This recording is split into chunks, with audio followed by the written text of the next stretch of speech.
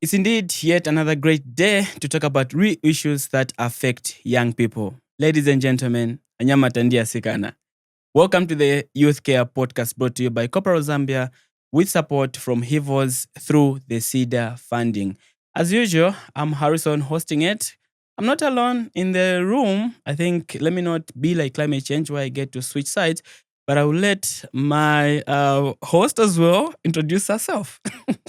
What's that supposed to mean, Harrison? Anyway, my name is Priscilla Cholemuzamba, and I'll be your co-host for today's episode. Amazing. So, Harrison, we're looking at protection is power, right? Yeah. When you say protection is power, what do we actually mean? It means a lot of things, but in the SRH aspect, let me put it as in, I think when I heard this topic, trust me, all I thought of was a condom. Serious. Condomizing. Yes. Okay. Well, you're on the right track. So today we're pretty much looking at contraception, sexually transmitted infections, and how you as a young person can protect yourself even as you navigate your sexual life. Indeed. And to help us elaborate more on this particular topic today, we have Mr. Kondwani Kamanga, who actually is an expert in this field. Not an expert in condomizing, but an expert in trying to explain to us. We were supposed to do the drum roll. I did. Okay. Sir, you're welcome. Thank you. We're doing the drum roll as you introduce yourself. Thank you. So my name is Kondwani Kamanga. As you have introduced myself, I'm a sexual reproductive health advocate. Love to educate young people on sexual health and reproductive health rights, and also how to stay healthy in terms of using condoms and other services that are offered at the health facility in other places. Great. Okay. Now, just to break the ice, you've said you're an advocate? Yes. Sexual reproductive health advocate? Yes. But then we also just want to understand what it is exactly that you, right? So what does your scope of work look like? Okay, so what I do, since there's a different space, so what we do, we help young people access services. Young person who come at the facility, they want to access, let's say, a condom. So I help them access that condom easily. Some will come to access contraceptives. So instead of passing through long channels of adults, there's a different space where services are accessed to them freely. So let's say she has come to access a contraceptive, an injectable one. Yeah. So it's an easier process where she will get that injectable one freely and without being in a long queue to access those services. Yeah. Oh, okay. So okay. yeah, that's what I Amazing. do. Okay. Quite interesting, right? Yeah. Yeah. I thought that was a field as well, Priscilla. Harrison, we're not putting each other on the spot here. Okay, you punished me in there. But anyway, just to get started, Mr. Kondwani. Sorry, it's not Mr. Kondwani. Yeah. Help us understand. Protection is power. The topic itself, break it down for us. Okay, so protection is power. You have power in your hands to choose what you want to use for protection. Let's say I have a girlfriend. I have the power to choose whether I will use a condom or use contraceptives like injectables or pills. The power is in my hands. Okay. Let's say a young person wants to engage in sexual activities. They choose to use the common one, morning after pill. The power that they choose is they can have HIV or STIs because the condom is the powerful tool that can be used to protect against pregnancy, HIV, and also STIs. With the pills only protect you from pregnancy, leaving out STIs and HIV. So the best power you can use is to choose to use a condom when protecting yourself from HIV, STIs, and pregnancy. Yeah, great. Okay. Now, right there on power. At what point can you have access to this power?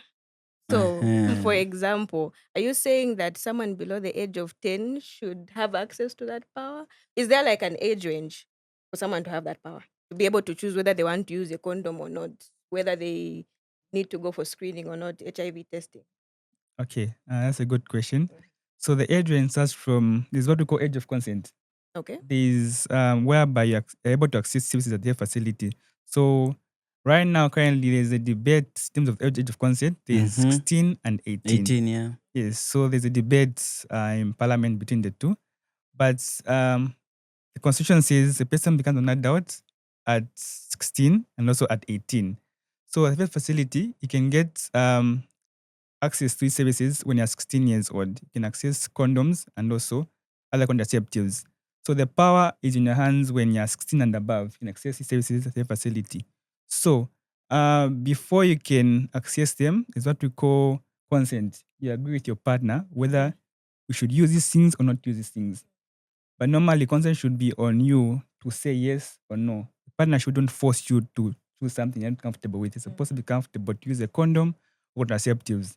You're supposed to agree to say, yes, I want to use a condom. Yes, I want to use contraceptives, so that you are both freely to use these services in a good manner. You shouldn't be forced to use something you're not comfortable to use. So I can say no. You can say I no, don't yes. want. Yes. And you're supposed to respect that decision that you have made. Shouldn't force Yeah. you to do something you're not comfortable doing. Now, just from the point where you stopped saying you should be forced to do something that is, why is it important, or is it even important for young people to actually learn how to have their power or just to control themselves before even the situation comes? In terms of, why is it important for me to learn how to use a condom or how to get contraceptives before I even plan on having sex with my partner? Okay, it's important to have the power because you make rightful decisions. So if you don't have that power, you will make wrong decision. Let's say you don't have the information. So let's say a man or a woman will come to you, say, let's go have sex. Then if you don't have the information, you just go there without either a condom or contraceptives. The power won't be in your hands. You'll be forced to. So you use someone's power over you against you. So if you have the information, right for information, and have access to services at their facility, you choose which power you're going to use, either to access services, condoms, contraceptives. It's in your hands, able to choose because you have the right information at your fingertips. Without information, you end up choosing something that you're forced to choose because you have no information about it. So, as a young person, it's important to have information, know about these things, learn about these things, so that you can choose the right things that you can use when you want to use them. Yeah. Yeah. Great. Okay. Now, as you were talking, a question just popped up. It's not for me, but Okay. so let's say I want to avoid getting pregnant as a Yes. young person. I still want to finish up with school. I've got work, businesses to attend to, but I'm still sexually active. I still want to be sexually active with my partner rather. How then can I prevent pregnancy? What are the common types of contraception? You call them contraceptives. Yes. Yeah. Yes. What are the common types of contraception that you can mention or recommend?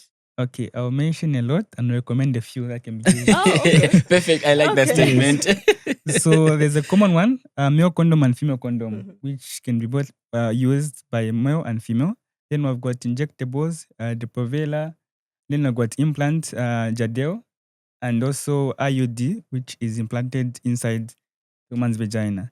So the one I can Okay. recommend is number one. There's also morning after pill, the commonly abused pill Yeah. among young people. So the one I can recommend is number one, it's a female and male condom that protect against pregnancy, HIV, and STIs.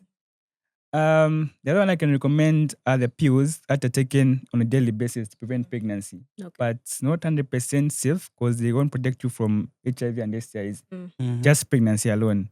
The other one is the injectable for 3 to 6 months that they're given at their facility. Okay. But again, those just protect against pregnancy, leaving out HIV and STIs. The other one is the Jadel for 5 years. That's put on your left arm implant inside your skin, which only prevents against pregnancy.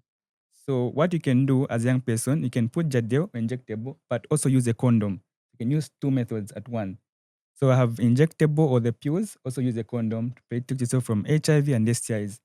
If you just use one, let's say an injectable, just pregnancy prevention, you can have HIV, you can have STIs and other STIs that are there. Okay. So better use two, a condom and also another contraceptives, injectable pills. Yeah. Is that what they call dual protection? Yes, this is dual protection. Whether you use both of them, a condom and also any contraceptives that are available to use. Okay, so Mhm. I like the emphasis there.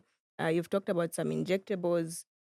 You can use that, but that then doesn't prevent other sexually transmitted infections. I think that needs to be clear for young Yes, people. Yes. perfect. Yeah. I think also just writing on what you've noted, Priscilla.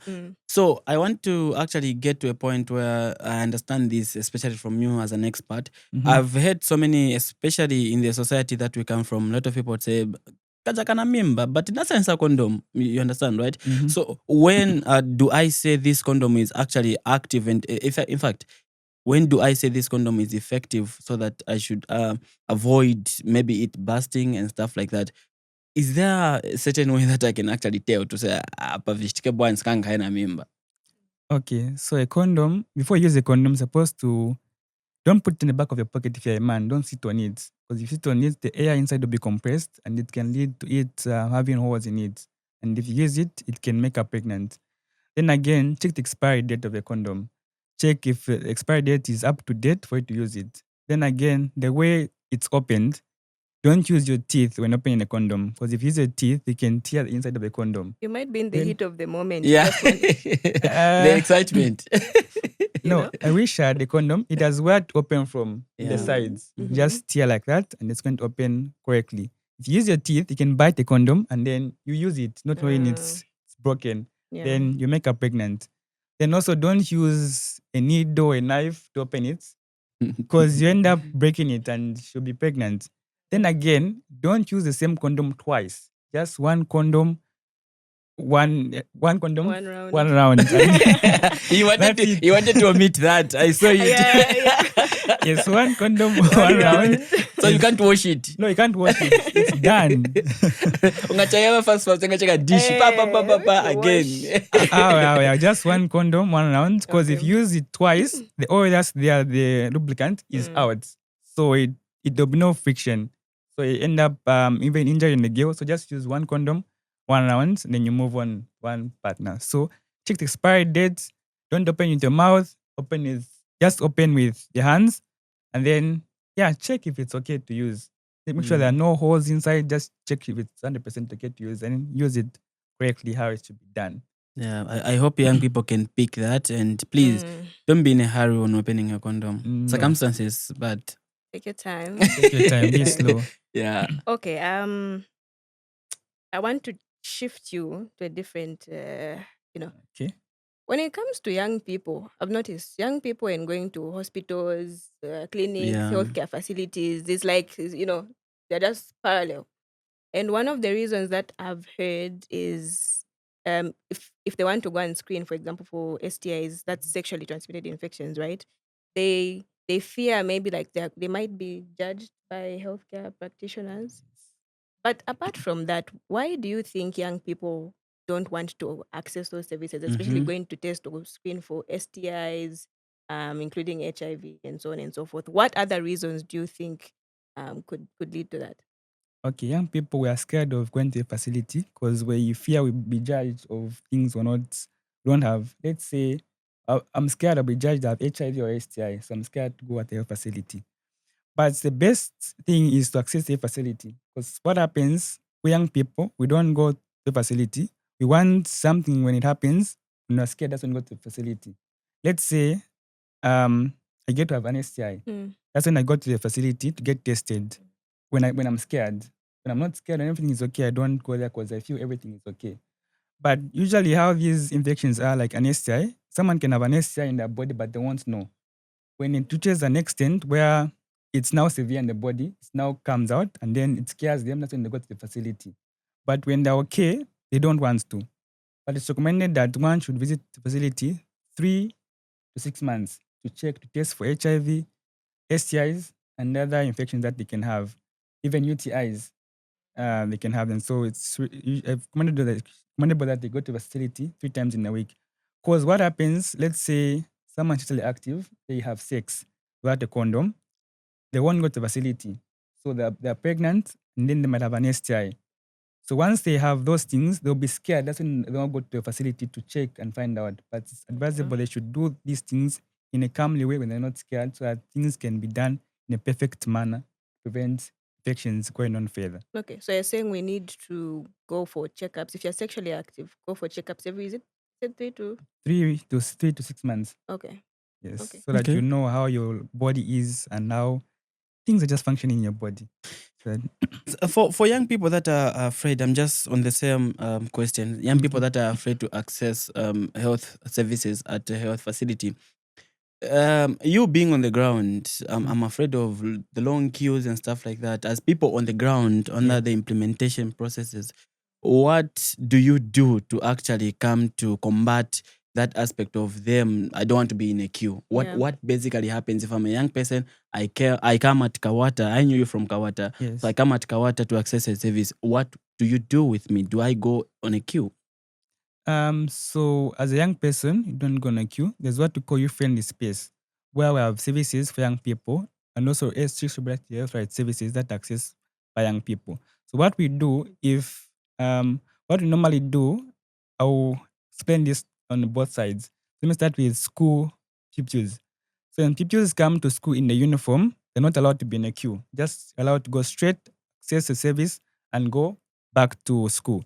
Let's say someone wants to access a condom, or let me say a contraceptive, maybe injectable method. So what they would do, they go to a friendly space. Then from there, they'll go with someone who fast track them, pass the queue, and also access services and go out as a young person. So no young person is allowed to be in a long queue because they'll give up along the way. Because most of young people don't like going to the facility. So if they find a long queue, they'll feel lazy to finish the long queue. So at their facility, we fast track them so that they access the services so that don't give up along the way.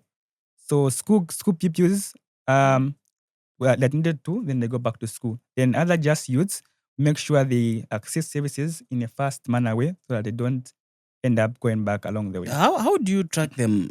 This person has not visited, you're saying the youth-friendly space. Yes. They've just come per facility by the cheaper line. How do you fast track them? Okay, so what we do, we've got youths who see who's young in the queue. Let's say I'm a young person, I've gone to a facility to access the service, then I'm in the queue together with other people. So youths from different space will support that person and say, you're a young person, there's a form that's supposed to fill in. They fill in that form, then they'll be taken to a different space. There's an office where they register the name and everything. Then they'll be asked what services they've come to access. Then they'll be helped to access the services in a fast way.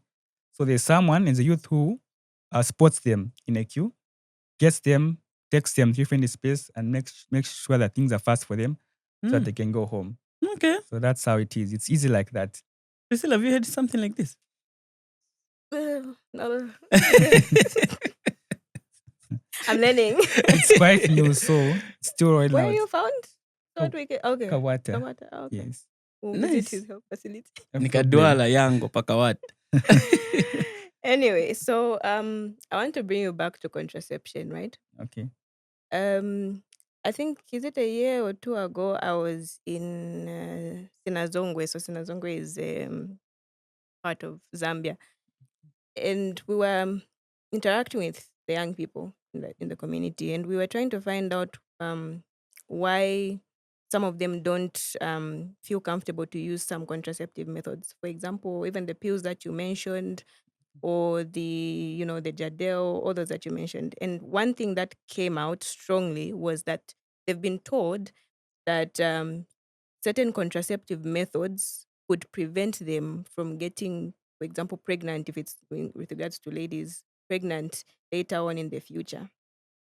So bringing it down to myths and misconceptions, would you say that was a myth? Is it a misconception, or is it actually a concern that we need to look into? Yeah. Okay, that one, it's a myth. Okay. So when someone's on a contraceptive, let's say for 5 years, the Jadel, Mhm. they can still get pregnant after they remove it. But most people think once I'm on a contraceptive, like a long-term one, I'll fail to get pregnant. It will make me become unfertile to have children. So that's a myth. The truth is, someone is able to get pregnant after they remove it and even have a lot of children when removing it.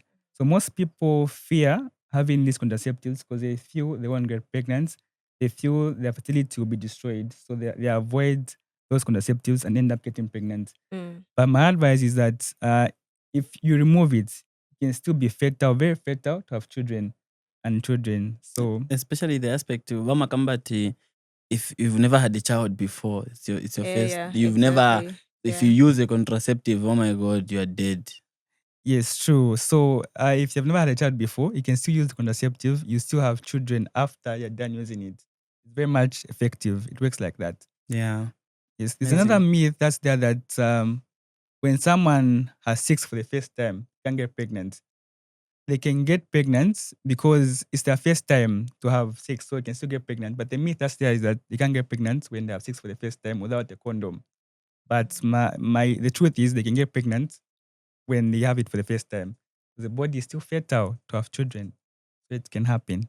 Okay. We've heard so many myths about that. Yeah, yeah. That's my first time, so I can't get pregnant Yep. and stuff like that. No. So otherwise, thank you so much for, I think, clearing our air. Mm-hmm. It was something that let's target is cafe sauce and kind of. But anyway, Okay. moving on, I would definitely love to find out, especially on the practical aspects of young people.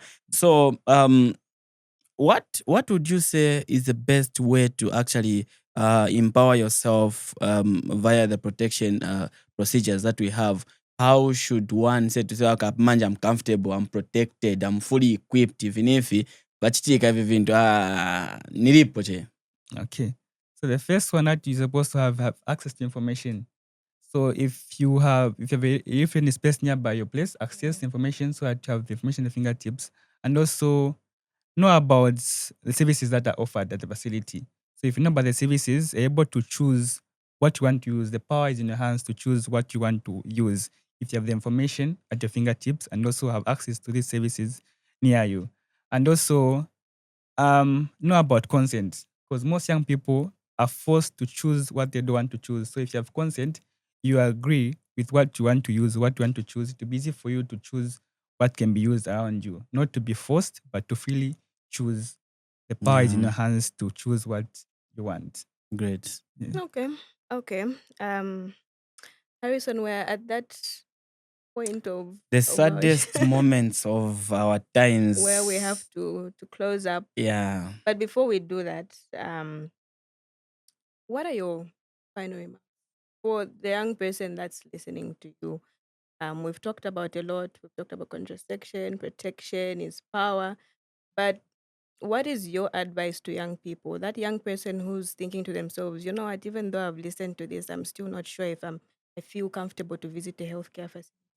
I still don't know how to go about or navigate my sexual health. What is your message to them?